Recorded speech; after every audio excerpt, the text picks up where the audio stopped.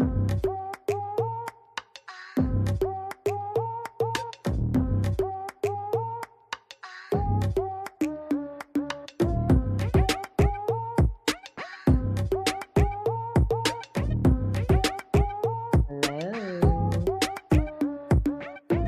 She's back. Yes, I am back. Oh, I just realized, I'm trying to like silence the music and I'm realizing I'm like silencing the wrong bar. I'll tell you what, I use StreamYard to do my live streams and, upload recordings to YouTube. And they have a lot more stuff that they're offering now because StreamYard is not cheap, but they have a lot more stuff that they're offering now and all these new features and everything. And it's overwhelming because I am like, I just want to use the basic stuff, just the bare minimum, just to be able to post. But they're adding a bunch new features, I guess, really to make it worth your money, what you spend there. And it's overwhelming because when I'm used to seeing my little bells and whistles that I'm used to using, it's moved down a notch too, or on another screen or whatever. So yeah. Anyways, it's great that they have so many new features, especially for someone that might be more tech savvy and really into, all the bells and whistles and gadgets. That ain't me. So when I just want to push one button and it's like, oh, it's working. But yeah. Anyways, uh, you know what? That's a terrible thing to have to complain about, right? Right. No. Everything is good. I appreciate it. So, who am I? What are you doing looking at me? Why are you here? Well, it's because my name is Yolanda. I am locating cozy, and this is a broad chat. And I'm glad that you have joined me today. And I hope that, as always, that you're going to have some fun and hanging out with me, and going to be sharing some great information that's going to, empower you to make the best decisions possible. Okay. And so today, yes, I do have my wonderful, the only man that's been allowed on this channel so far. Only man that's been allowed. And that is my wonderful, wonderful Spanish immigration attorney, that's based here in Madrid, that just talks to us and shares his insight, gives information. And because I had such a great experience with him when he talked me through the process of securing my visa for Spain, I was like, you got to come on the channel. So he's back on in just a little bit. Just a little bit. First, I have to like do my announcements and say all my wonderful things and share how my week has been going before we bring him on. But yes, Carlos is here. He is going to do a live Q&A and answer as many questions as he possibly can and give you insight to help you learn to see if Spain is going to be a good fit for you to relocate to move to maybe do some long-term visiting or seeing about securing a visa here for Spain, right? Right. So, first of all, I got a sweater on. It's cool. The winter months are upon us. It is cooler inside than it is outside, but it's comfortable. But yeah, I'm wearing a nice little comfy sweater right now. And so, yeah, we got winter weather, sweater weather. It's sweater weather, sweater weather, sweater weather. Yeah, yeah, it's that time. Anyway, I do want to know as you come in, please do say hello. Tell me where you're at. Tell me where you want to be. How's everything going? Everything for me is going pretty good. Most of you know, if you did not peep, if you're not following me on Instagram, you should have. You should be. You should be following Locating Cozy, at least on Instagram. You need to be subscribed. Yeah, please do make sure that you do like and subscribe and hit that notification bell so you'll know when I do post here on YouTube because, that's my long form content. This is where like I share stories and experiences and talk to other Black women that have made drastic moves and moves in their life. But if you have not been following me on Instagram, also Locating Cozy, you've been missing out on some things. And I will be posting some more things, such as I just got back from Lisbon because Black Stick Global had their fifth year anniversary party for her podcast and everything that she does, Krishan Wright.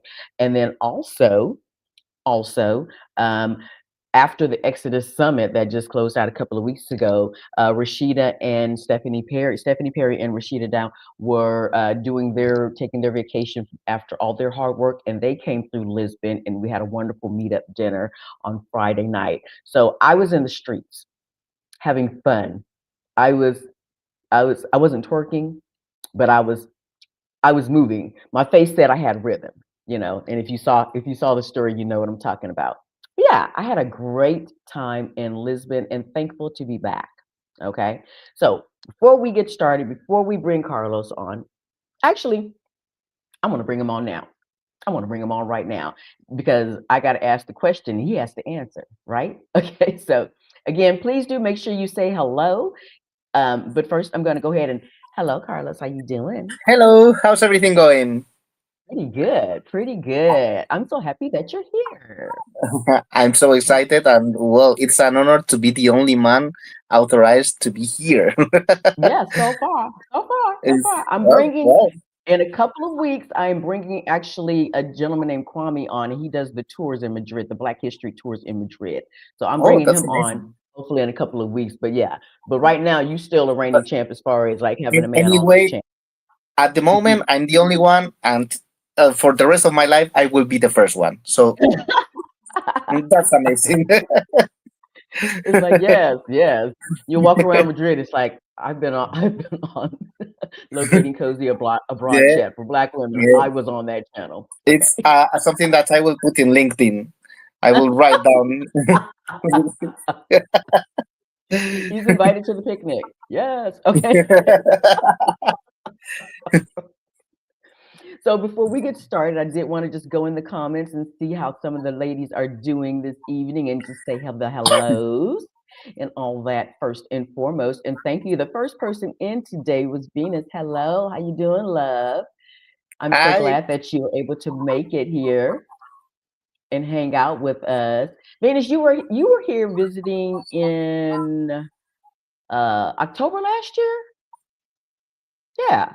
Yes, you came here October last year and came for the meetup that I had. Yes. And so it's all good. And stuff. And Venus is hello from upstate New York, but I would love to be back in Madrid. Yes, she was. We had such a good time. great. Yes. Yes, and then we have a new person. And if you usually go under a different name, please do, or tell me if I'm missing something. Colorado Hauser, visiting in Madrid before returning home to Rockford, Illinois. See, people are coming. They're coming whether they're coming to stay or they're coming for a visit just to get a vibe or catching up with some people. It's great. It's great. So thank you for joining. We have a couple of more people. Thank you. Hello, Erica. How you doing? I'm so glad that you made it and catching the live. Thank you very much. I do appreciate the support. And then we have Miss Lily Bell, 27. She says, I'm in Texas, but I'm ready to go to back to Barcelona. All right. So Perfect. when was the last time? I'm curious though. When was the last time? When were you in Barcelona? When was the last time? I'm curious. Yes. Madrid. So when we had I had a young lady that actually just came through just for the day yesterday, and she left this morning to go back to the States. And she loves Barcelona, and we always have that conversation. It's like that little friendly competition. It's like, which one do you like more, Barcelona or Madrid? I am team Madrid. Well, I'm from Madrid, so mm, Yeah, you better I say have nothing. Madrid. Okay. I have nothing to say. Don't get But kicked out of Madrid. uh, well, to be honest, Barcelona is awesome too, and they are Mhm, very open mind. mhm, But these days, lately, well, they say that Madrid is maybe safer, less problems, less trouble, mhm, less constructions. Although Madrid now is under construction with the central road we have here, mhm. but well, I mean, mm, I love Madrid. It's true we don't have a beach where we can go swimming, but well, we have other things, other stuff. Yeah, yeah. I take Madrid. I appreciate Barcelona. I'll take Madrid. That's Yeah. that's what I'm doing. So, but yeah, We ain't got no beef. It's like, you know what? We support. It's like the bottom line is I feel nothing but positivity, wherever I go in Spain, the few places that I've been and traveled around. So yes, I love it. So before we get started, I just have to ask that question, and I'm gonna put you out there and just ask you, because this is for your wife. How are you locating your cozy? How are you helping Miss Garcia, Miss Arroyo? I'm not sure how we say her name because I'm not gonna say her full name and everything. So, but how is she locating your cozy? What are you doing to just make sure that she is just as happy and comfy as she needs to be? Oh, well, first of all, do whatever she wants me to do. That's the first rule. If she says, I want you to go and buy sweets for me, I go over there. It's the first rule, There always. you go. But well, now we are working together too hard, a lot. We are now that the our baby is at preschool. We are Hmm. using that time to work better and also to rest a little bit because Yeah. he is like an earthquake. He is a little earthquake. But yeah, I'm trying. I'm trying my best. Sometimes it's hard. It's hard because it's work, is the house, is her, the baby, and it's like okay, I don't have time for everything. Yeah. But I'm trying. I'm trying my best. Yes, and that's all you can do. That's all you can do. And I have to say, okay, guys, so I have to say this. Then I'll tell you like my locating my cozy, which y'all know what it is. But it's so funny because I had a meeting with Carlos a couple of weeks ago, and well, we've talked about some things about some automations and all this stuff. So I sent him a message on WhatsApp, and it came back, and it was like, "I'm not available right now. If you want to schedule some time with me, then please do click on this link and everything." And I'm like, "Whoa!" Like he's had to come up. He's like, "No, I mean because yeah, it is about between baby and family and business and making that time and balancing that time, but to see that automatic response."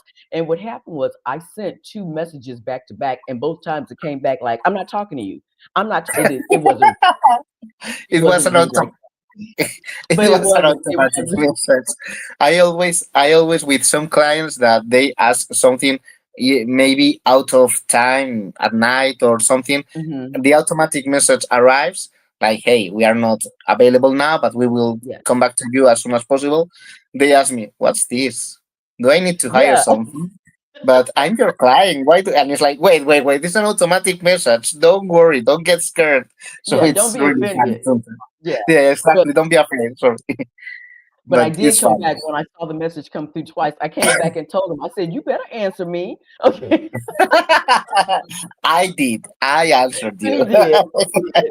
But it was just funny because I was the one that Yeah. was like, like, well, I was encouraging him along with his wife and I'm sure some other colleagues were like, "Hey, you need that work-life balance." But yes, I'm happy that you did that, and that's awesome. Yeah. Yeah. Awesome.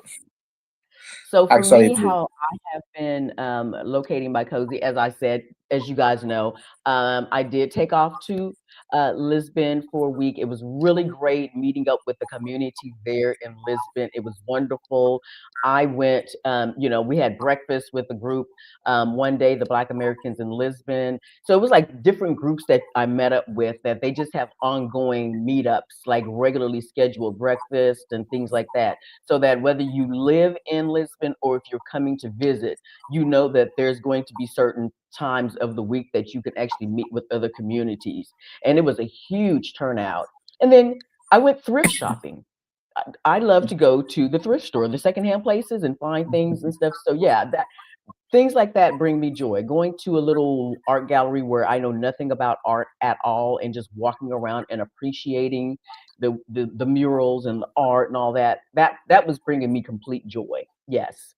And then, you know, we were on a yacht Oh wow. and dancing and hoping to God I was dancing and hoping to God that I don't because the waves got kind of choppy. Okay. Um yeah, I thought I was going to get a little seasick or whatever. I was absolutely fine. I didn't have any anxiety.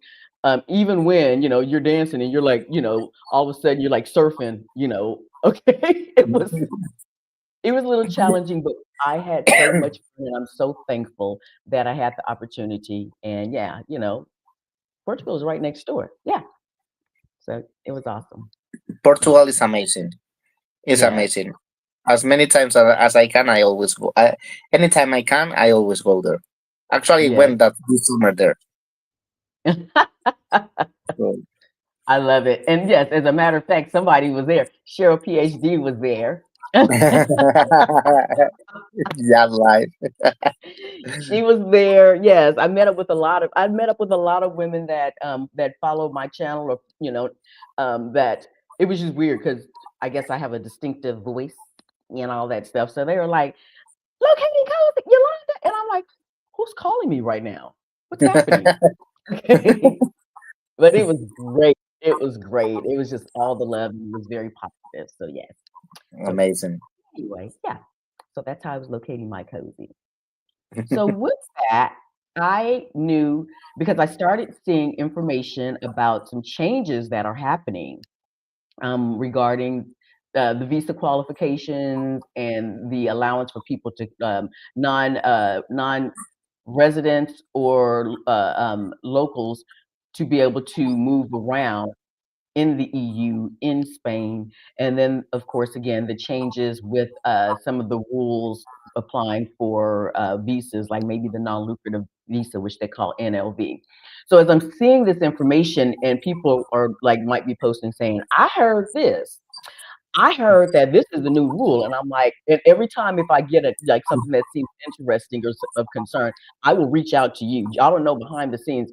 I'll like, maybe probably like once a month or once every other month and stuff. I'm like reaching out to Carlos to be like, hey, I'm seeing this. Is this true? Now I know that I can actually go on to like the Spanish consulate website and get the information, but sometimes things, if it's in Spanish, it can get lost in translation into English. Mhm. So that's why I still tend to just reach out to Carlos directly to just ask him some questions, because I'm like, I don't want to. If it's something that's valid and extremely impactful, I want to have it explained, or I want to be able to explain it as best as possible. But when things are really kind of stacking up, I'm like, it's time for Carlos to come back on. So he can actually, give any kind of updates that he can give. But just to give insight, so this is the third time, and actually, I think I titled this Expat Law 103 because this is your third time on. So if you want to see some of the other, and I need to put the link in here, and I'll put it in the description. But if you want to see some of the other interviews that Carlos has done in the past, please do. I would say start with the most recent one, which is Expat Law 102, because the other one was like from a year ago, and some Yeah, things have changed. So I would yeah. say work after this, then work your way back to see what was said. But things change, so I would say don't start with the very first one. Go to the last one that was done. But Yeah. again, I do thank you for coming on here and and allowing us to pick your brain. And and I don't know if It's that always a pleasure. translates. So here's the deal. I have questions for Carlos. There was some I did post in some of my groups and say like, "Hey, I'm going to be interviewing Carlos, the wonderful Spanish immigration attorney here in Madrid. And if you have some questions, please do send them to me so I can like build out a little list. But if you have questions or something that you can think of while we're doing this live this evening, please do put the Q in front and then ask the question. I'm going to start off by saying these are kind of high level questions. So we cannot legally or illegally answer questions specific to your case that is like really deep down. Like, I'm not Carlos is not going to be able to answer questions that says, what is the specific tax bracket, whatever and stuff, if I have $125,000. And yeah, that's something that you will definitely want to actually schedule a consultation with him to discuss. He's not let me also say he is not a tax attorney. Okay. He is That's not true. he has knowledge about some of the Spain tax laws, but he is not a Spain tax law attorney, and he definitely is not a universal tax attorney. Okay, so he's not going to be able to answer any questions about how you get taxed in the U.S. Okay, so just want to make sure we're clear on that. But yes, we are here to answer some questions. But if there's something that's like some general law questions, not like how it applies to you in your specific case and how it's going to impact you directly in the next 24 hours or the next week or before the end of the year. Does that make sense? I hope that, yeah. It says so. There's no bait and switch, but I just want to make sure that there are some questions that anywhere you go, an attorney is not going to just give a broad answer right here on a live and just be like, trust me, this is law. That's not how that works. Okay. No, not at all. But please do ask. Okay. So we had to like do that little like disclaimer. Okay. But we do want your questions, please. Okay. So I don't know if I ever asked you this, but when you started, when you went to the process of law, becoming an attorney, was it by accident or by design that your focus was on immigration or visas, or was that something that you just kind of slowly rolled into? Well, when I studied law at high school, at university, yeah, I liked immigration law, but I wasn't thinking about working on, specifically on immigration law. Actually, the law that I liked most was criminal law, and now I'm not working anything related to criminal law. I want it far away from my job, but later I started working first as a mediator, as a coach, but nothing related to an attorney. I was Hmm. in a courthouse working as a mediator, and then suddenly an opportunity came to me. Hey, do you want to work as an attorney in a law firm? You will do administrative law, which is immigration law is part of administrative law. And it's Hmm. funny because there I worked everything related to administrative law, but I didn't have anything related to immigration law. However, Mm. I kept working there. I liked it, and my wife is Dominican. She's not from Spain.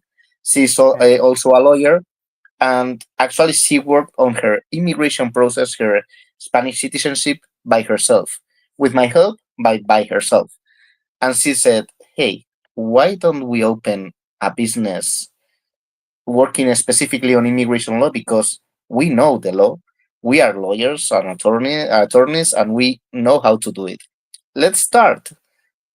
So we decided we opened our small law firm, AV Consultores Legales, and we decided to dedicate especially to immigration law. We work other type of laws, but Hmm. we started there, and since then we have been working with immigration law, and we actually like it. It's really really funny, and sometimes it's really annoying because of the immigration offices, but it's not something that we can change, at least for the moment. It's part of the job, but we liked it. Okay.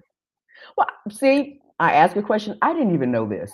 I didn't know that. I didn't know that your wife was the one that was like. I didn't know that she was an attorney herself. I did not know this. See, learn Yeah. so much, She girl. is. Okay. Okay. Okay. Well, that's cool. Yeah. The origin story. Wonderful. Okay. So, okay. From your experience, then okay. Well, let me just back up. Your your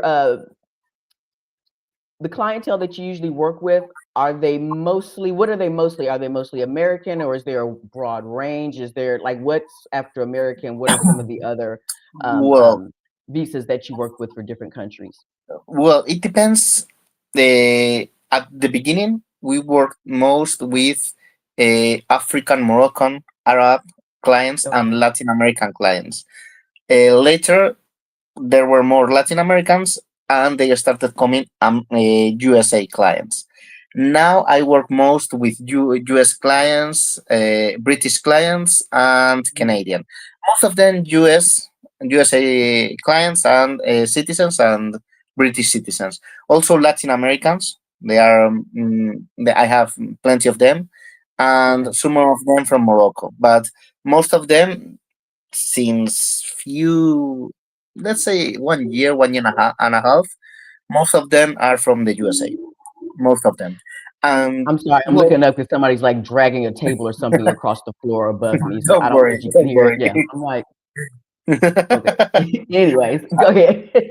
And also the visas that they use more, they use most. Well, the most common one is student visa, because with the previous law was also possible, but with the new law is a possibility.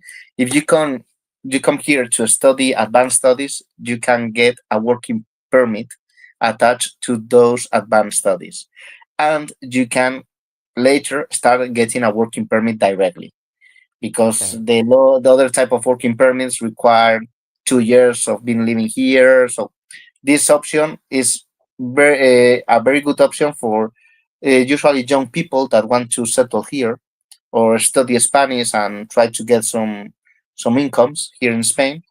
And the other option, the most used, or the one that people ask me more, is digital nomad visa. It's a great option for them, because imagine in the US, usually salaries are higher than in Spain. So Hmm. imagine getting a salary from the US, but living in with the cost of living here in Spain. Hmm. So it's a great option for many people. Okay. So So those let's are the go business back majors. really fast. I just wanted to just clarify. So, like with the study visa, the student visa, Yeah. and you said that they can work, is there a max on how many hours a person on a student visa can actually work and earn income? Yeah. First of all, one important thing. The student Okay. visa that allows you to work is a student visa related to advanced studies. So basically, Okay. if you come here to study Spanish or Catalonian or Basque, you won't have a working permit attached to your student visa. Okay. Okay. Language studies are not valid. You can ask for it, but you don't have it, probably. So it's only attached to advanced studies. Okay, this is really important, because later they will say, "Hey, I saw with London and Carlos that if I study, I don't know, yoga, I can get a working permit." No, only No. advanced studies related Okay. to university, MBAs, something like that. Oh, Once okay. and once you have the working permit, you will be able to work for 30 hours per week, no more than 30 hours per week. Later, when you finish your studies, you can change to a full-time job. But at first, you will be able to work for only 30 hours per week. Okay. And that's with the advanced study. Yeah, Okay. All right. Well, thank you for that clarification. I appreciate it. my pleasure. Okay. What is probably the biggest misconception that people have about moving to Spain? And I'm gonna stick with the United. Well, you know what? I'm gonna keep it broad because you know what? Who knows who might be looking at this and getting information. So, what would you say the most common misconception is that people trying to get a visa to come to Spain? What is it that they have? Uh, Probably the mistake that I found in most of the cases was that getting a residency permit is easy and fast. It's Hmm. like, I come here, I had some clients that called me, "Hey, I arrived to Spain. I want to legalize my situation." "Okay, when did you arrive to Spain?" 3 days ago. Okay, yeah, and I want a working permit. I want to apply for the Spanish citizenship, etc., etc. It's like, okay, you arrived 3 days ago. It's not that easy. You must know that Spain has one of the most difficult systems to get a visa, at Okay. least a residency permit, not a tourist visa. Okay, is one of the most difficult in the world. Does that mean that, hey, if it's so difficult, should I try a different country? No, there are possibilities, plenty of possibilities. You can apply for non-lucrative student visa, digital nomad, high quality, plenty of them. But you must get first. You must get informed of what you can apply for. That's the first situation, the first mistake. Hey, I just want to go there and try to get a visa. No, first try to get informed, because I've seen people that came here and after hey, my tourist visa is going to expire. So I have 2 days left. Let's try to apply for a visa. No, you are late. We have a problem here because there's no time. Yeah. So the first mistake is uh, my getting a visa in Spain is easy. No, it's not that easy. You need to get some documents. And for example, the criminal record in the States is horrible to gather because it takes 8 weeks. So you need time. Okay. It's not impossible, but sometimes it's a huge effort for the client to gather some documents. Quite stressful at the beginning. Okay. Hmm. Yeah, And I know. also, you know, I was mad because and you were like, get these documents and then come back in a year. I was like, a year? I did not want to go back. I was like, but okay, fine. but I mean, that's the first mistake or the first wrong idea they have from Spain. And the second idea is that, hey, Spain is a small country because if you compare with the States, Spain is small. So it doesn't matter where I live in. I will go there and I will no take decide where you are going to live in, because it's not the same living in Barcelona, in Zaragoza, in Seville, or Madrid, or in the Canary Islands. They are very different. Does that mean that if I go to Barcelona or Zaragoza or Madrid, it will be better or worse? No. But you must know what do you want to do. If you are a person who likes cold weather, then don't go to Seville or Canary Island. If Hmm. you like the beach and you need to see the sea when you wake up, don't go to Madrid. So there are Now, stupid ideas, but they're very important. I'm going to debate you on that one. And this is why. Okay. I'm going to debate you a little bit on this one. Okay. Because what I tend to tell people, because of course, most of the people that I talk to, they're like, I have to be on the coast. I have to wake up to see the coast all the time. And I'm like, okay, you know what? That's valid. But also, if you are scouting, not if you've already like, come and gotten settled, but if you are scouting, I would say you need to check out what the other options are that's outside of the big dream that you have. So if your goal is I have to be on the coast, yes, go check out the coast. But also I encourage people, go check out some other part that's maybe not on your perfect bucket list. Maybe go to Madrid, maybe go to Zaragoza, maybe go to northern Spain, maybe check out some, a population that is not as massive. Check out that other option just to see what may fit that you didn't even know. Now, Mhm. once you start that visa process, you might have to sit tight for a while. Okay, Yeah, you might have to exactly. be still. One, Yeah. I agree with you 100%. The only thing that I want to make people make sure that you need to be sure where do you want to live. Of course, later you Mhm. can change in the future, Yeah. but Yeah. because the visa process, if you are going to live in Madrid, you cannot later. Hey, I live in Madrid, but the study center, the school where I'm going to take the studies is in Barcelona, and I want to apply in Zaragoza. No, no, no, no, no. Yeah, I If see you what live you're in saying. Yeah. Madrid, so that, but it's 100% agree with you, because it's okay. You want to live in the coast, but don't leave the rest of the places away, because maybe they have something that, and I mean, Madrid, for example, from the coast is, depending on the place you want to go by car, 3 hours, 4 hours, depends. Yeah. In the USA, the distance are higher. So Yeah.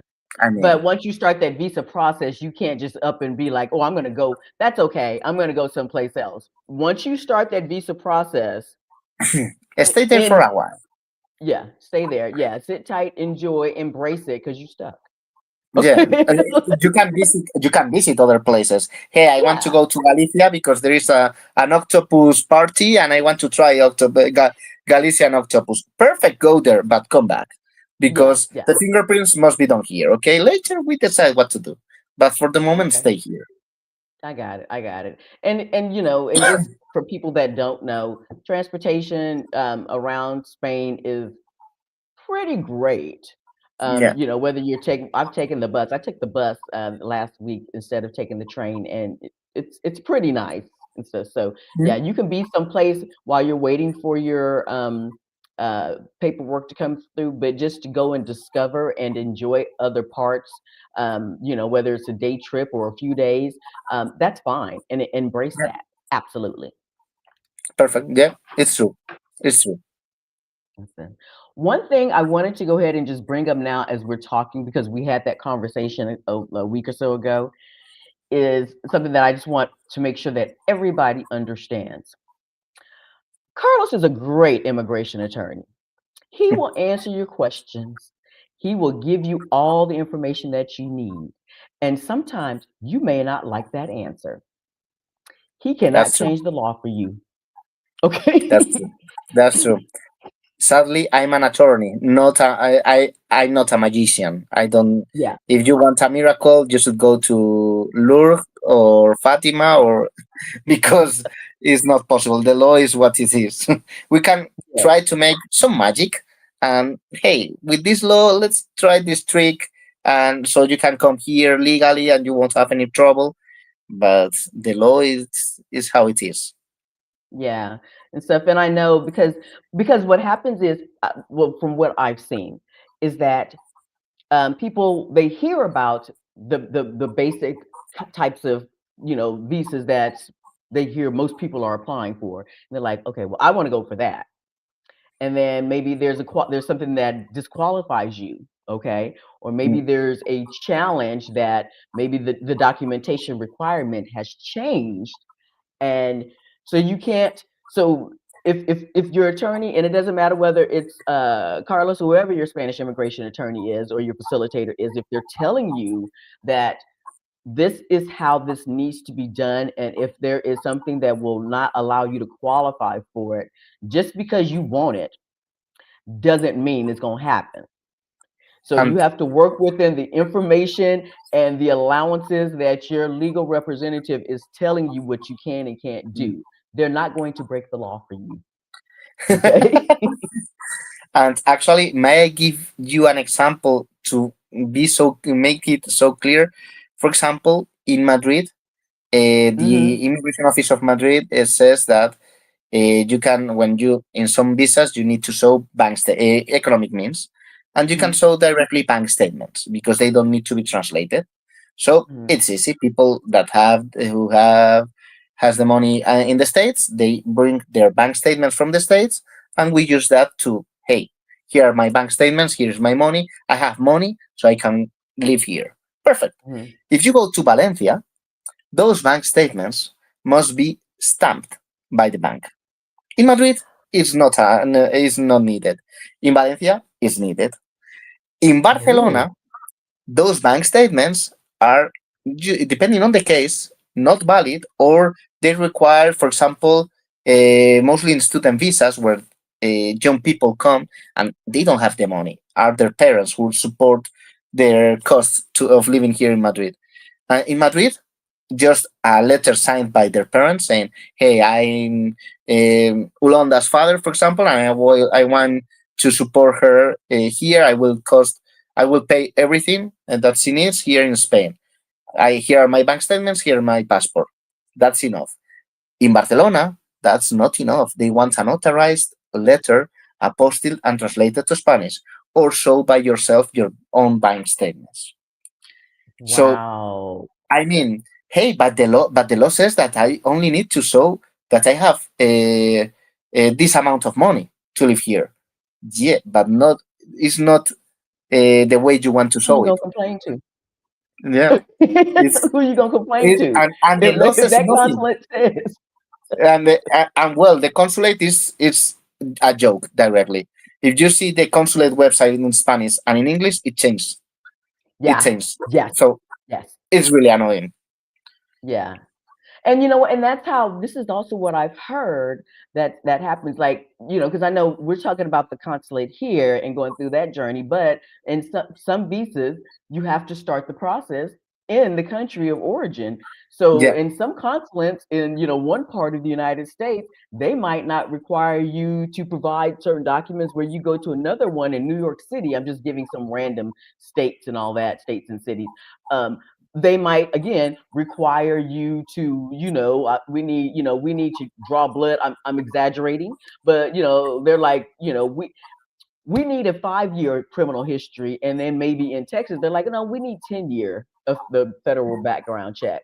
So it varies. yeah, All of that totally. varies. They usually vary in the money required or in the specific requirements. For example, for non-lucrative, some Hmm. consulates now they try to get them all together. But at first, I remember in San Francisco they didn't require the letter saying I won't work anymore, and in the other part of the states they said yeah we require it. So it's really annoying, and the appointments are the worst. Depending on the consulate you need to go, you will find an appointment easier or not that easy or not that easy. Yeah. So let's lean into some of the new things that we're hearing about the, and this is speaking to the NLV, the Hmm. non-lucrative visa essentials. Okay.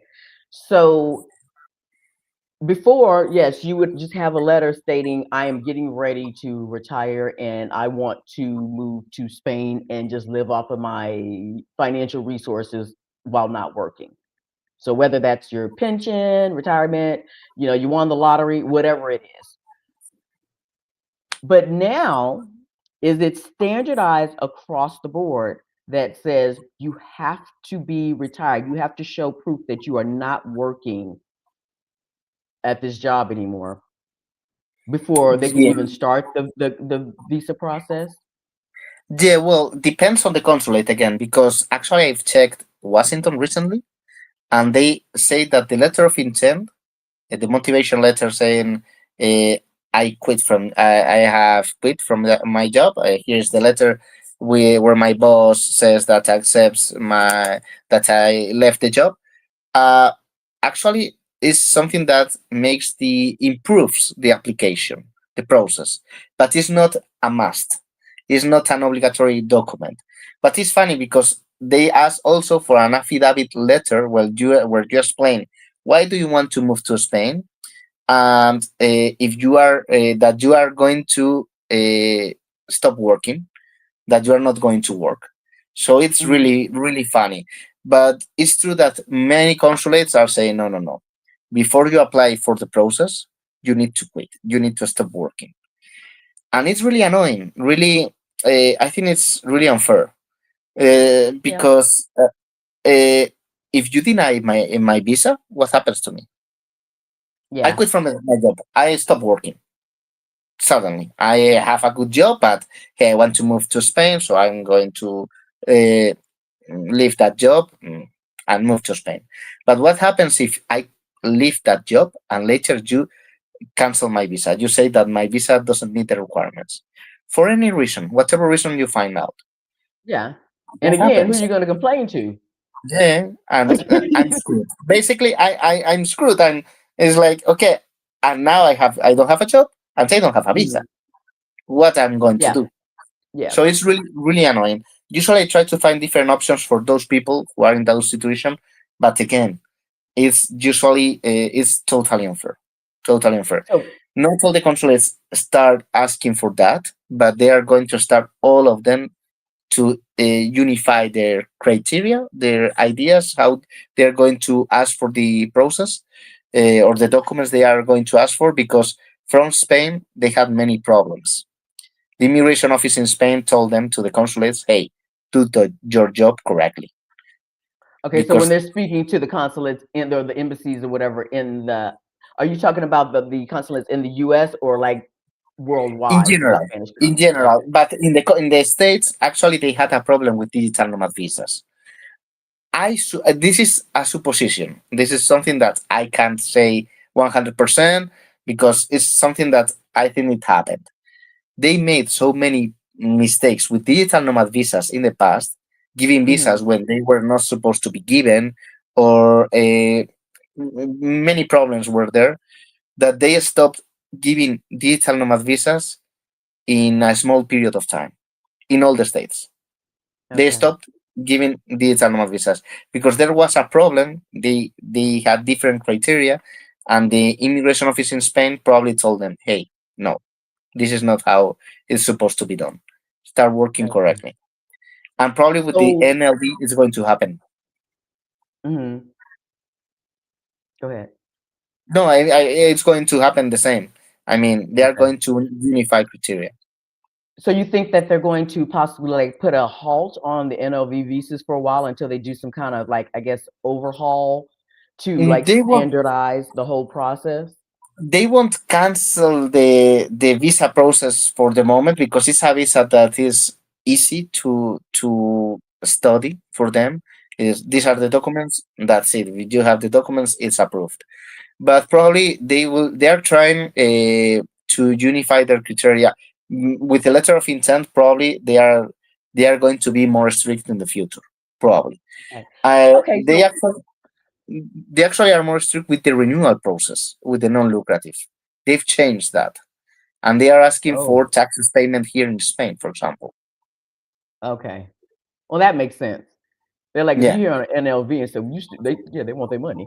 Okay, okay, so that's that's it. yeah, I get that. Okay, so help me understand because you were saying like, so here's the thing, because when okay, in the US, when you leave a job, you might get, I think they have like the HR will like give you a letter saying, like, hey, if you want to try to qualify for any of the like what they call Cobra. So that's a letter that like the letter that I'm thinking about the letters that we get when we leave a company, but there is no like we can't go back to that job and be like, we need this to be presented this way because I'm leaving the country. We will never get that document. If we went No. back to our former job and said, we need this letter to be presented this way, they're like, girl, you're not working anymore. I don't care. Okay. They're just not going to do that. Yeah. So, yes, some of the requirements is based on what the documentation process is in Spain, but not in another country. So, is there I guess in a broad answer, is there a way to work that out? Because I'm not just thinking, when I say this, I'm not just thinking about just in the US, I'm thinking about countries all over the world that they're not going to provide that type of documentation that's an affidavit that says, no, this person doesn't work here anymore. They're going to send a letter to you or an email, and that's supposed to be sufficient. So, They usually try to adapt themselves to the laws from the country they are in. I mean, of course, they can require the same documents in California than in Congo, for example, or Morocco. Of course, mhm. in general, the documents are mostly the same. Okay, but of course, no, it's not. The format is not the same. In the US, an email is enough. In Spain, usually we need a letter. How must be Oh, the letter? Well, it can be, for example, it can be stamped or saying, or the email saying, "I received your letter saying that you want to quit." It's okay. If you want to leave, it's okay. That should be enough. The oh, okay. the I mean, if you can prove that it's from the company with the email is okay. Usually they don't give any trouble with the format. It's not that the problem is not that usually they don't give that much trouble. They prefer a stamped letter saying, Okay. "Okay, I'm Carlos Arroyo, and I've received your letter saying that you want to leave this job. Approved." But it can just be timestamped with an email, and that's sufficient. Should be enough. Sometimes. Yeah, Yeah, okay. should be enough. Because I think that what happens is whenever we hear about, like, the requirements and the stamping and, you have to have it a certain way, our brain, I know my brain, I know a lot of us, our brains are like, "What? We don't do that." But you're saying that the simplest documentation should be sufficient unless you have Yeah, someone that just doesn't I wanna mean, do it. for example, let's say that I work for Microsoft. for example, Mm, and I write to human resources, hey, I want to quit my job. And human resources writes me back, answers me from their email, which is humanresourcesmicrosoft.com, for example. And mm, they say, okay, we received your letter, we accept it, get on with your life, or whatever they say. And it's the okay. Microsoft logo there, and okay, it has some official yours. It sounds quite official.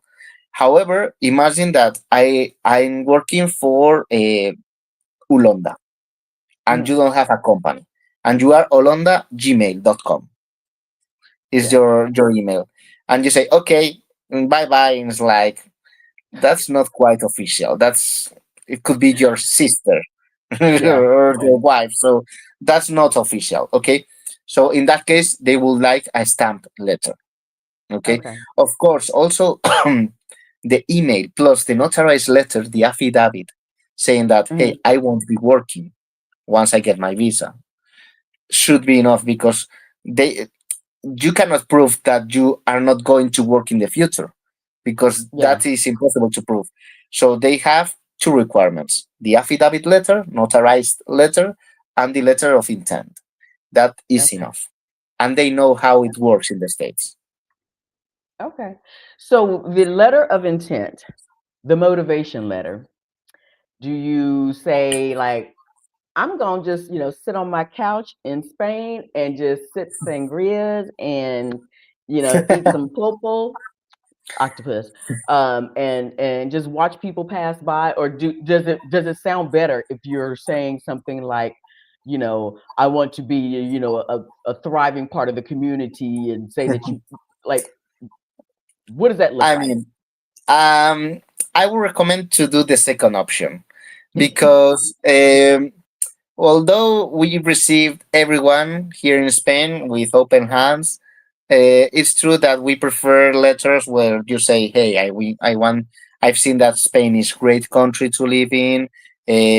I feel like that it's a safe country. I want to feel part of that community, contribute with whatever I want to. Blah blah blah. Something nice.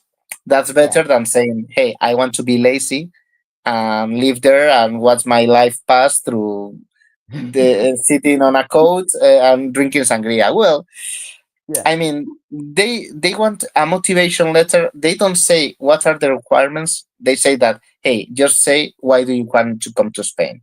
They Yeah. don't say what do you need to say. But I mean, they are quite annoying people, so probably they will want the second option, saying, "Hey, I want to contribute with the Spanish community," or blah blah blah. I would say, I could be wrong, but this is just my opinion. I would say less is more when you're writing the motivation letter. I don't think that you need to share your telenovela life. Okay. Exactly, exactly. Just You nice don't need things, to but do all that. the more you speak or the more information you give, it's always worse because you Hmm. are showing more cards and more things that you don't want to show. So Yeah, get that just baseline information. yeah, exactly. If they ask why do you want to come to Spain, don't say no. That hey, my life is horrible and I want to quit from smoking and here I can. No, no, no. I love Been in and Spain out of because they're rehab a nice. few times. I haven't been arrested yet, but I want to go ahead and, yeah, don't, please don't. No, I know that this is not the time for you to be working your 12 steps.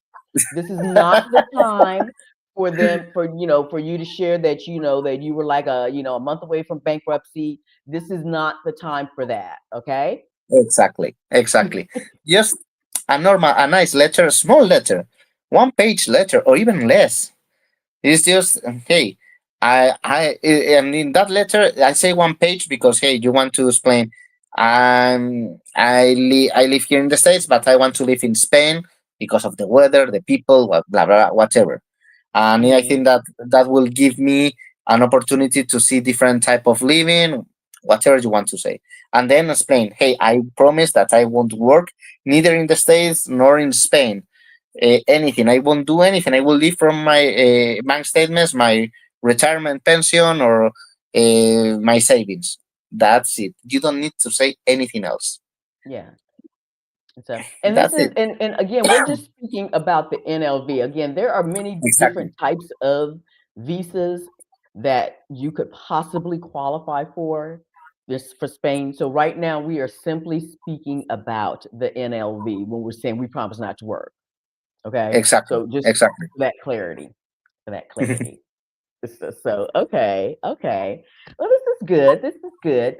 So so you have the letter of intent. You have the affidavit, which is from showing that you're not working at said company anymore.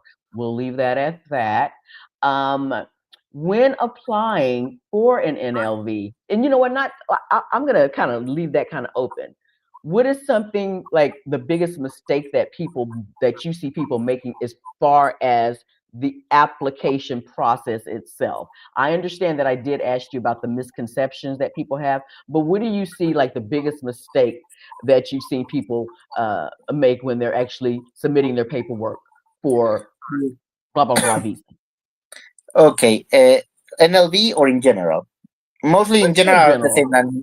Okay, they are mostly the same as in NLV. To be honest, well, the first mistake I see is that they don't show the money in the way they want to, in the way the immigration office wants to. So Okay. as I said before, you go if you do it from your country, the consulate usually wants, well, bank statements. I don't know, since Jesus was born. I mean, they ask for long bank statements and long list of savings, and it's like, why? I have here my money. Do you need to see the past? Yeah, they want to. In Yeah. and as I told you before, depending on the immigration office where you apply in. Sorry, the most common mistake is the bank statements that you show, if it comes from a friend or a family member, or if they come from a foreign bank account. It's usually troubling that. And the most common mistake also is the translator, the sworn translator. I always try to recommend a few sworn translators I am used to work with, because Hmm. they are really fast, they are not that expensive, and they are valid sworn translators. Because I've Hmm. seen that some clients came, hey, here is translated, or hey, no, that this person is a notary. There in the States, it's very common that some notaries also are translators in the States and speak Spanish. So they Hmm. translate it by themselves. But that's not a valid translation. And Because if it's not a they have a certain seal. yeah, I mean, they have it's a notarized letter, apostilled, Hmm. and translated by that notary. The problem is that that notary, maybe it's a valid translator for the States, but not for Spain. Okay. So that's a huge mistake, and I say it's a huge mistake because it's way you waste a lot of money, because sworn But translators are not that cheap. so here's the thing. I get what you're saying, but let me just share maybe the mindset, okay? And that is like in Houston, I think that there was maybe one in all of Houston that was like the sworn official, like approved via the consulate or the embassy in Yeah. Houston. And so you're like, Houston is huge. And this is the only sworn translator that's acceptable in Houston. Like there was like maybe in Texas, I think there was like maybe three or four. But there are good news. You can use any sworn translator approved by the Spanish government. So maybe in Houston there is living one, two, or three, but you can use the one that is living in Spain. For example, the one that I recommend most, she lives in Spain Yeah, and that's who you is sent me valid. to. And she is great. I actually So recommend she her doesn't have to, every they time. don't have to be in the state. Yeah, okay, I got it. Exactly, because the thing is that they must be sworn translators. For example, in the US case, from English to Spanish. Of course, don't get a French sworn translator, of course. But I mean, it's obvious, but I want to say just in case. So that's a huge mistake. And the other mistake that I've seen many times. Okay, it's great to come here as a tourist, see if you like Spanish life, and Mhm. decide to live here. But come a little bit prepared, just in case you take the decision of living here. Because later, when you want to apply for for any visa, we have a problem. Because tourist visa is valid for 90 days. But Mhm. hey, I want to apply. I've seen that I love Spain, and well, my tourist visa expires next week. Okay, what are we going to do? You need to gather So you've criminal had some record. people. Yeah, I had people like that, and they in the end they had to go back to the states Mhm. because they didn't have time to submit the process. For example, criminal record, you must know that it takes 8 weeks. It could take less, but more in general, criminal record with the apostille, and it's the FBI criminal record, could take 8 weeks. Mhm.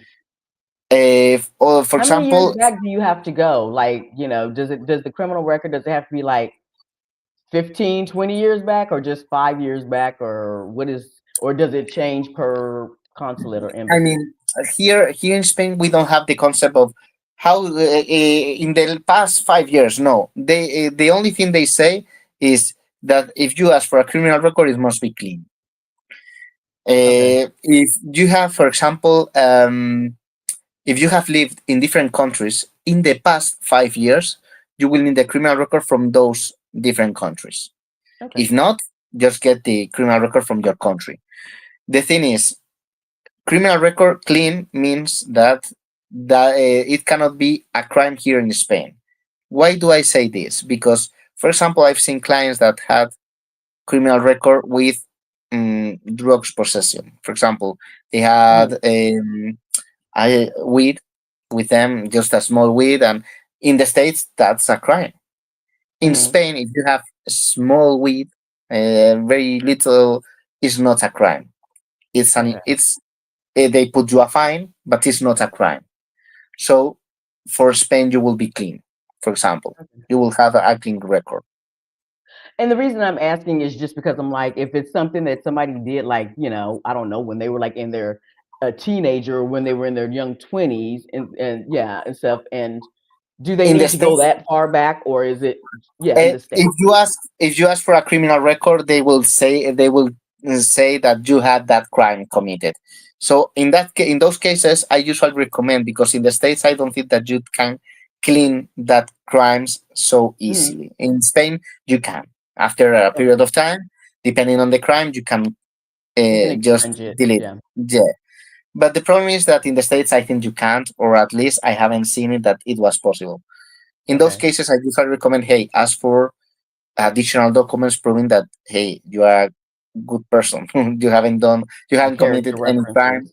And yeah, I mean, for example, from the state, the Secretary of State, they can. It's not a valid criminal record, but a letter saying, hey, this person is a good citizen, just in case. Because if Okay. this they see that when you were 17, you were involved in a fight, and it's like, Yeah. okay, then you will never be able to ask for a visa. That's not fair. Yeah, so and the reason I asked, because I have a dear friend that's not even in this country, not trying to come, but they had something like when they were like in their 20s or whatever, and they were concerned because they wanted to move, I'll just say, I don't know, Thailand, and they were like, well, I can't go because I have this thing from when I was like 25 years old, and I'm like, check that out. I don't know. At that point, Dep- I definitely say get with a attorney in that country so that they can yeah, really help you depends on the understand what your options are. depends on the country. Okay, some countries are more strict with that. Spain is strict. Okay, they are not. They don't play with this. But of course, I mean, they analyze the case. If Okay. you were 17 and hey, I was involved in a small fight, I mean, they will be less strict than if you, I don't know, if you had a crime with killing someone or something. Okay, Yeah. we're not I mean, yeah, we're not talking about serial killers and big drug lords. exactly, Okay. exactly. But I mean, the most common mistakes are the timing to submit. Mhm, Not all the visas have the same time to submit. For example, student visa from Spain must be mhm. submitted the first month. You cannot submit it while you are in your tourist visa. Hey, I have 1 week left. No, I'm sorry, you can't. Okay. And that's a huge mistake. Or if you are going to submit a digital nomad visa, you can wait until the end, the last day, but you must have your documents ready. And some of Yeah. them take a long time to gather. So if Yeah. you are going to come to Spain as a tourist, perfect, come, but get things ready. Yeah, bring your paperwork. So, and Exactly. like, okay, so for example, when I did my consultation with you back in 2023, I didn't know that. I mean, because I was one of those people who's like, I don't want to go home, I want to stay. That's where I was. But I met with you, you gave me information, you told me, yes, you do have to go back for you. I mean, I still had to go back. It wasn't like I was in my mind. Yes, of course, I wanted to stay, but I also knew I still had things I need to take care of at home, including getting the documentation that was needed for me to come back in a year. But you said, yeah, do a year's, get all this stuff done in the next year and come back. So once you're in this wonderful place, you're kind of like, I don't want to go back. I don't want to. Okay. But you do follow the rules, do what you need to do, go back, get yourself prepared. And it was exactly what I needed. Um, but yes, when I came back, I had my paperwork ready but I still filed, like I got you the final paperwork. There was one of the items that had expired, so I had to like get it again or whatever. I can't remember what it was, but it was like down to the wire. You have 1 day. Send everything over now. But yeah, so don't do as I do as he says, because I was not. Because it's not, I mean, in some cases that are we are in the deadline, I remember one case where we didn't have the health insurance yet, and Mhm. or we submitted that day, or we wouldn't be able to submit any other day. And so I decided to submit it with a different document. And Mhm. later, once we had the file number, we will attach the health insurance, Yeah. because the Yeah. health insurance will arrive in a few days later. The Yeah. thing is that we can do some things to, but it's really stressful for the client. Yeah. People that different country, different culture, different language, different law, and it's like it's very stressful. So try to uh, mm, take out some stress from you. Yes. Get things prepared. Get things ready. Yeah, so what I'm doing, I'm actually going to go ahead and I'm putting here the link. Carlos and his company, they actually created a link. It's a referral link because I work with him and I send business his way. So if you need to go ahead and do a session with him to understand, let's call this like a discovery session with him to understand. Hold on just a second. Dun, dun, dun. I want to make sure I'm getting the right one because a 30-minute session is not going to be, yeah, anybody, I don't care what anybody says, a 30-minute session with an attorney is not going to be enough time. I don't care what anybody says. So you need the hour because you really need to talk to him and understand. And he usually charges a lot more, but I'm putting this in hold on, this is his information. Bear with me because I want to make sure I have all the information correct. Here's this link. So if you want to schedule a consultation with him to really sit down and understand what the needs are, what you need to do, what you qualify for, okay, then you can go ahead and schedule time with him, okay? Okay. Yes, and I'm sorry. Okay, yeah, see, I tried to do that. Okay. Anyways, I was trying to separate it out and it didn't work the same. Schedule some time with Carlos because I can be your kumbaya and be like, yes, you can do it. Make the move. You go to your destiny. But for the legalities of everything, you need to talk to Carlos. You need a Spanish, not an attorney that's in Texas or somewhere in the States saying, I can help you. You need somebody that's boots on the ground, that's here in Spain, that knows what the Spanish laws and the immigration laws are, okay, specific to his country of origin. He knows what he's talking about, okay?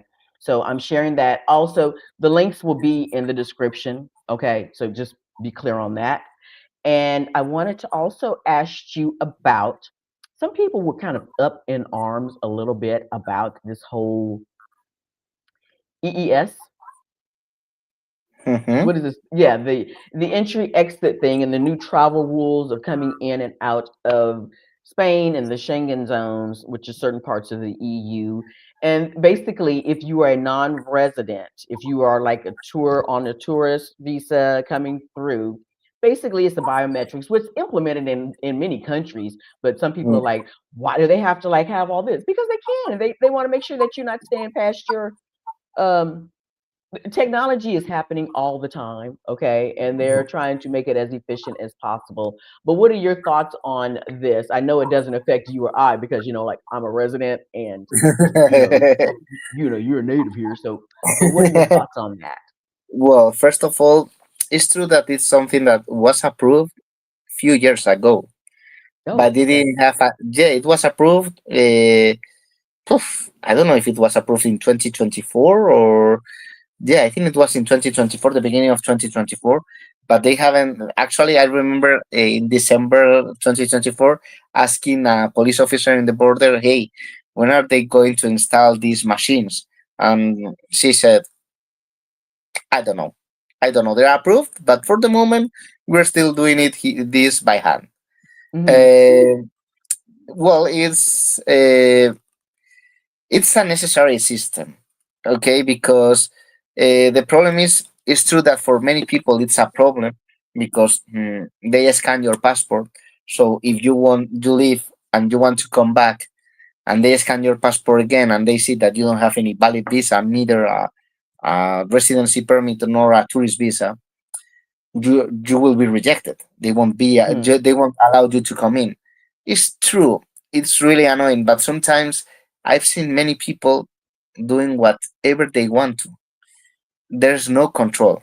There is no Hmm. control, and They usually have to have the checks and balances. actually the control is most common in uh, with Latin Americans and Moroccan citizens. And on the other hand, US citizens and British citizens and Canadian, they don't have that control. They have it. They check the passports, but it's easier to enter. So wait a minute. So are you saying, let me make sure I hear that right. So before they were really focused on the Latin American and Moroccans Yeah, that were coming yeah, through. And yeah. now they're putting more checks. So With everyone. Not with they don't put everyone. more text. I mean, before, uh, when you show your passport, you give the passport to the police officer. Unless that police officer wants to do his job correctly, they Hmm. they have plenty of people to check. So okay, you come. Where are you going to stay? Oh, in Madrid. I'm going to visit Madrid. Okay, Yeah. come in, and they don't check if your tourist visa is expired.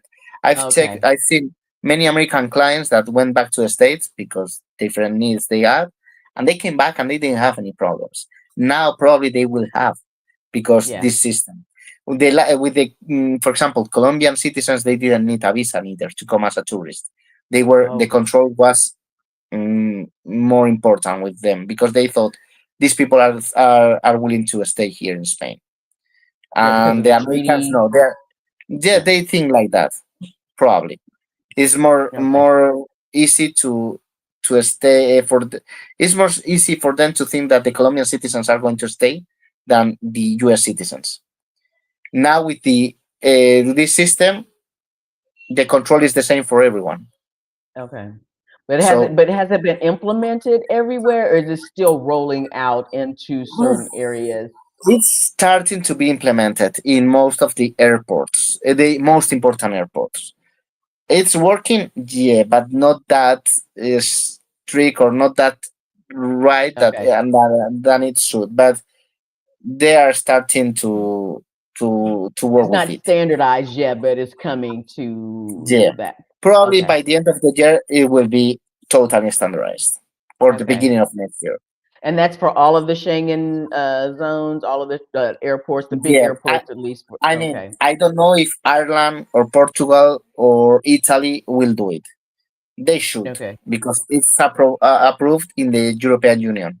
So it's for the whole European Union space, the whole Schengen Okay. space. Because if it's not worth it to improve or to install this system, if later, I don't know, Greece doesn't do its job and the border control is less strict there, it's worthless then. So it's approved for all the countries. Yeah. But again, it's just at the airports. It's not at the train stations. It's not No, it's at the airports. So just at the basically, hey, if you come, I mean, well, if you come by boat, probably through Portugal or France, probably they will check it.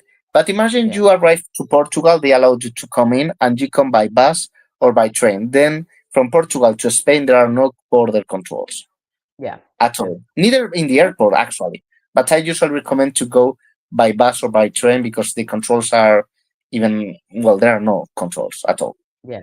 I mean, the bottom line is don't chance it, because the thing is, especially with, if your money's tight, don't chance it and be like, well, let's just hope and pray that we don't get kicked out. I don't fly all the way over here and knowing that you don't qualify for whatever reason, and then you just wasted your money and you can't get in someplace. Exactly, exactly. And it's not that cheap. I mean, if you buy a plane ticket from the States to Spain, it's expensive.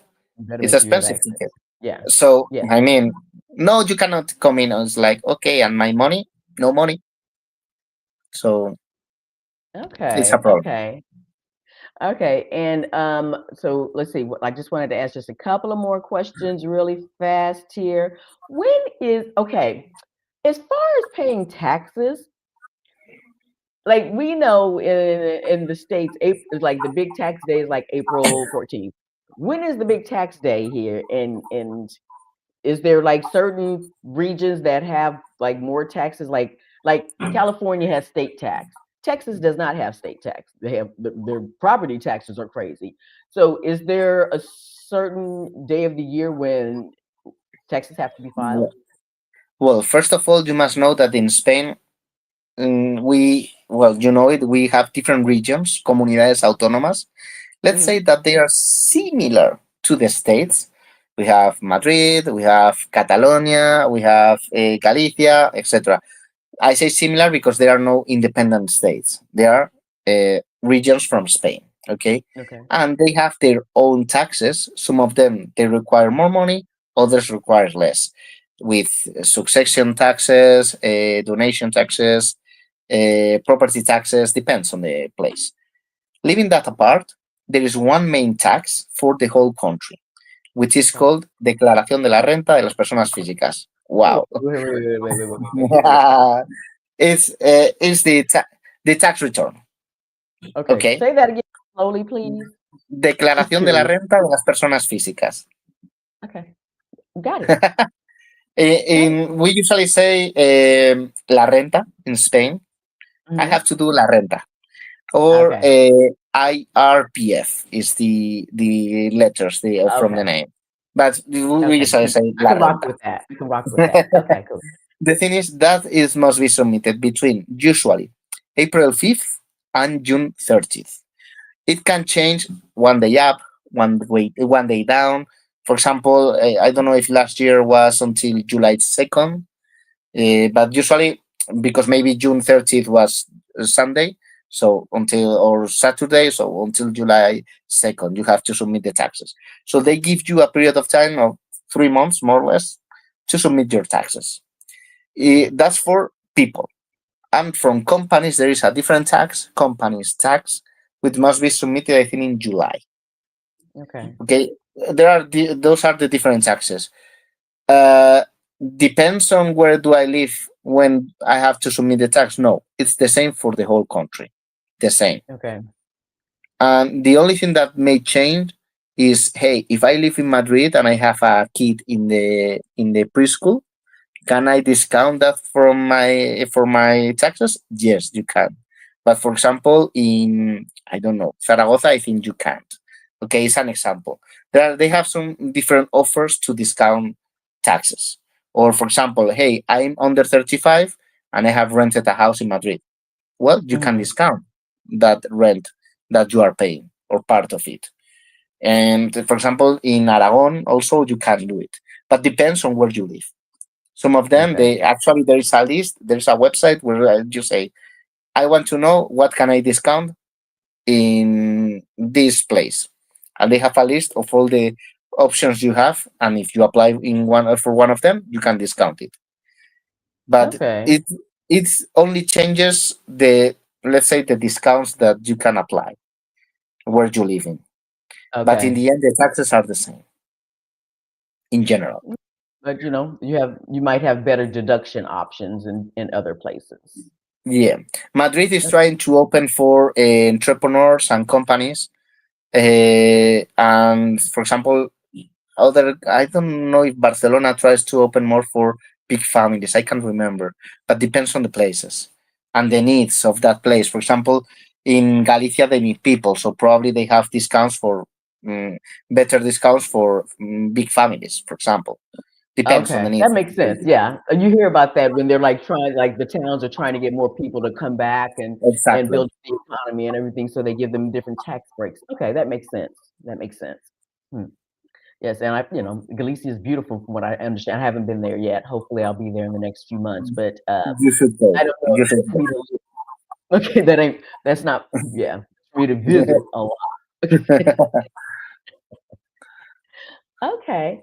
And so I don't know what's going on. So because I'm like, I'm not seeing questions popping. I'm like, I know, and I know as soon as this conversation ends, I'm gonna go and I'm gonna see something. But I feel like maybe there's some kind of hiccup because I haven't seen any questions come up since we started talking, which is kind of weird. But we are still sharing this information and happy to do it. My I pleasure. wanted to. Okay, wait a minute. Oh, I know what I needed to ask you. There was somebody that did post a question asking about ancestry and your rights for a possible visa or citizenship based on ancestry. And I think we had a conversation about this last time, but I'm it's very vague right now. But how many descendants or how many like is it grandparents or great grandparents that you might still qualify for a visa or natural citizenship based Well, on your first of all okay. was natural citizenship. Okay, to get a visa that depends on a family member, it must be or your father, mother, or your son, daughter. Okay, Okay. you cannot go unless that person depends on you.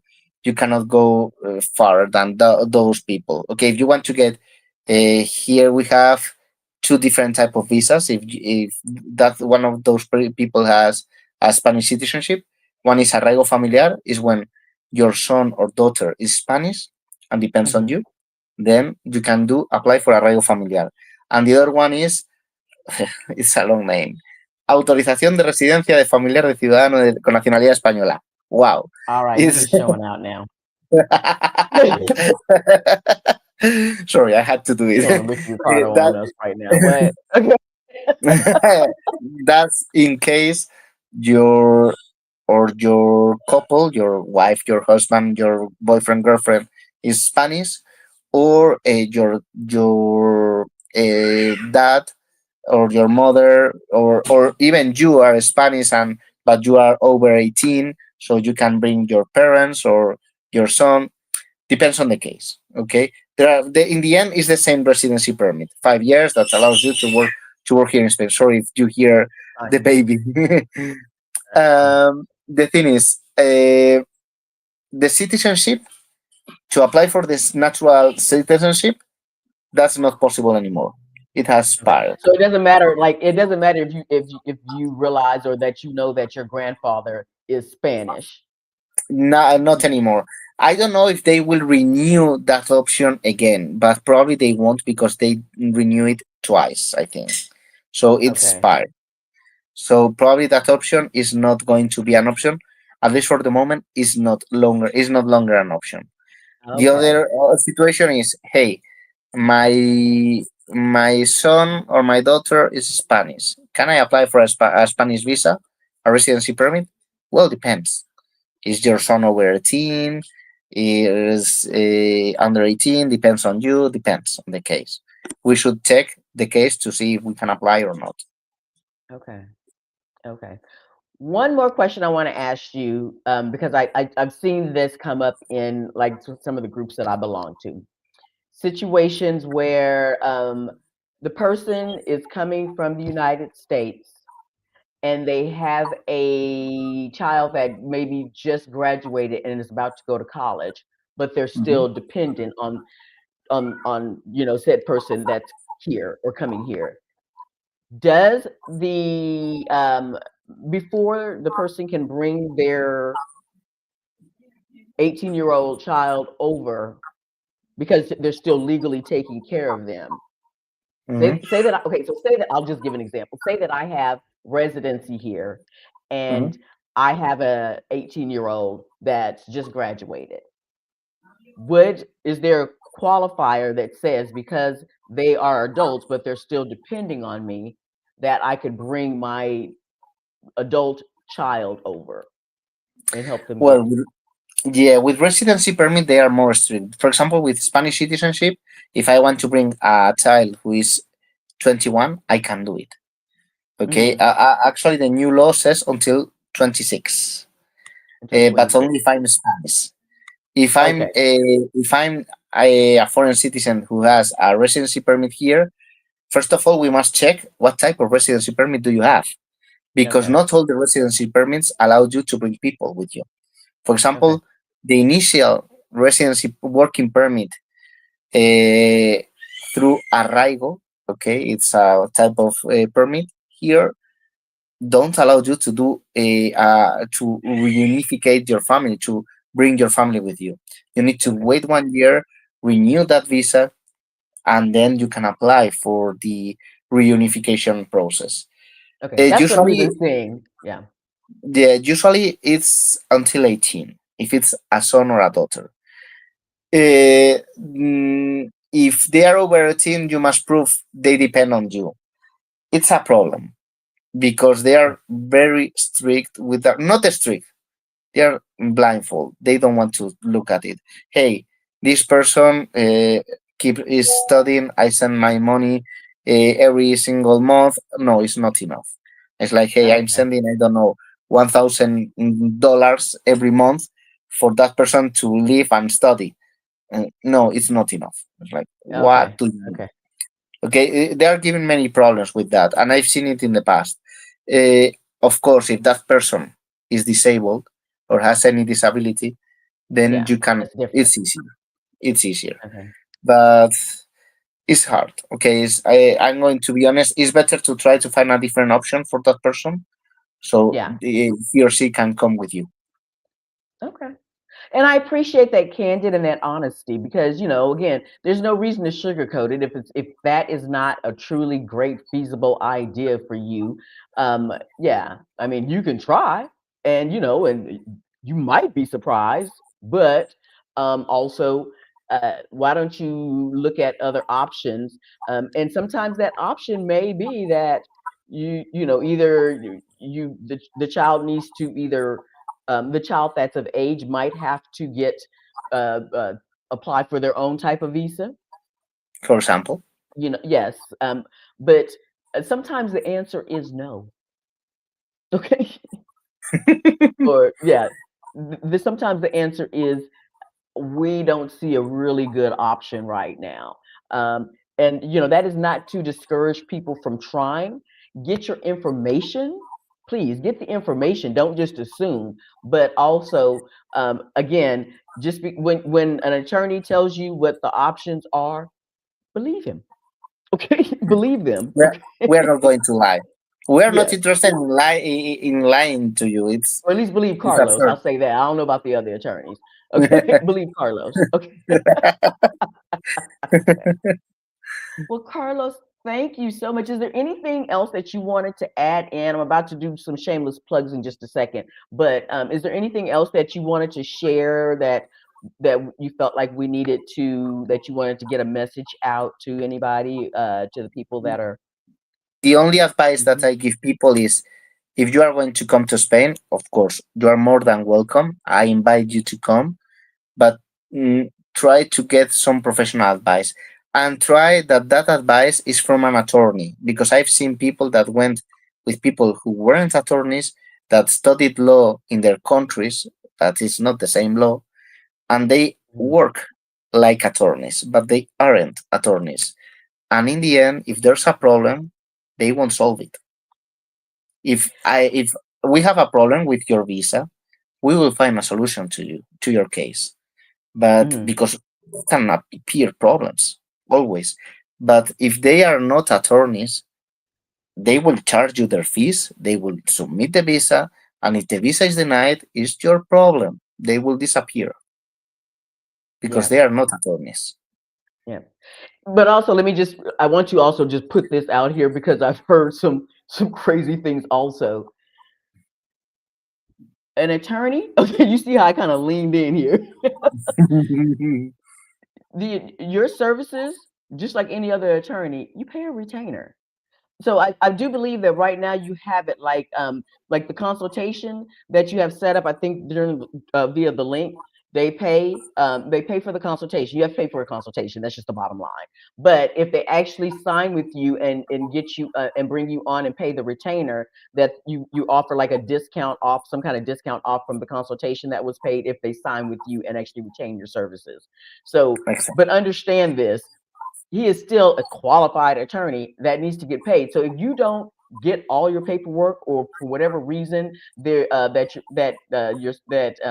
your visa is not accepted, he does have some automatic workflow processes that actually kind of, what do you call it when you automatically go back and resubmit Or for we something? resubmit, or the appeal, for example, Yeah, depending on the the appeal. case. That's what the word is. Yeah, yeah. The appeal. So there's some automatic steps that happens for that he does. But also, if you don't have all your stuff together and you paid him a retainer, I've heard some people saying, "Well, I only pay the attorney after my visa is approved." That's not how that works. That's not how that works. So if that's what you're looking for, this ain't it. Okay. So I just want to Let's be clear on that. just to compare. You don't pay the doctor if he cures you. If he, I mean, you pay the doctor because you want the treatment, but he Yes. can promise you that the treatment will work. Of course, Yes. if he or she is a good doctor, probably it will work, or at least it will make you feel better. The attorney is the same. If it's a good attorney, he or she will try to do the best for you. It's on your team, Hmm. but mm, his job, we live of what we do. Yes. So I just want to be clear on that stuff. And y'all know I vouches for Carlos big time, okay? But I just want to be very clear on that. So when you schedule your consultation, he's going to sit down with you and really discuss and see what paperwork. He's going to tell you what paperwork that you're going to need. He's going to let you know what you qualify for based on the information. There is a form. I have not gotten that out yet, but I know Carlos already has it. But there's a form that I was like, I wanted to make sure that I sent out to people and attached it to the consultation. But right now, if you go through the link that I'm providing, basically you do the consultation with him, and then if you decide to retain his services, he will be offering you a discount when you do go in to actually pay for the retainer services to get everything started. But yeah, follow his direction. Do what he tells you to do. Okay, okay. Because I was a little hard headed myself. I did what he told me to do, but I was like, I don't, in my mind, I was like, I don't want to do all that. If you want to come to Spain, you better do it.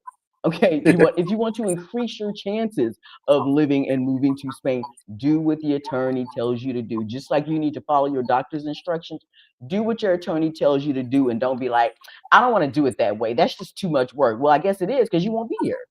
How about Exactly. that? Okay. So yes. Anyways, definitely work with him. Also, I'm gonna put out here. Where is my oh, okay, I'm also going to put out here, because if you're coming to Spain and you're really concerned because you don't want to travel by yourself, and you're a female that wants to come to either do a scouting trip, or maybe you just want to do some traveling, or you're relocating and you're going to be in Barcelona, Zaragoza, or Madrid, I have started the Travel Buddy experience. The calendar is open. It is not just, this is a concierge, this is a curated service that makes you feel okay with traveling alone. You don't have to wait for your husband or your boyfriend or your sisters or your besties to come travel with you.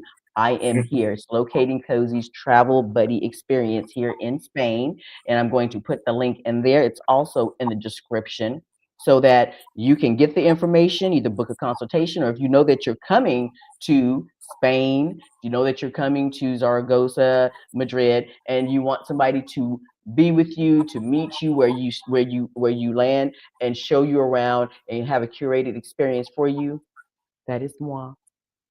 Okay. Yeah. And she is an expert, I must say. So trust her. Trust her on that. Yes, I have so much stuff. It's like I just had a lady that just came through yesterday, and again was just here. She came to Zaragoza just for the day, and I showed her around, and we had a great time. And she had the big aha moment, like, oh, Zaragoza, yes. And I can't wait to do more like in Madrid because I love coming to Madrid. Yes. Well, I'm going to let you go back to your family, and I really do appreciate your support. Please do make sure that you like and subscribe here on this YouTube channel so you'll know when I do post again. Make sure that you follow me on Instagram, Locating Cozy, also, because that's where I be putting some crazy stuff sometime when I'm having fun. Yeah, y'all saw me dancing. Yeah. Anyways, thank you so much. And you guys go to your destiny. Just do things, locate your cozy, find joy in your life. It's worth it. It's absolutely worth it. Yeah. Okay? You take care. Bye.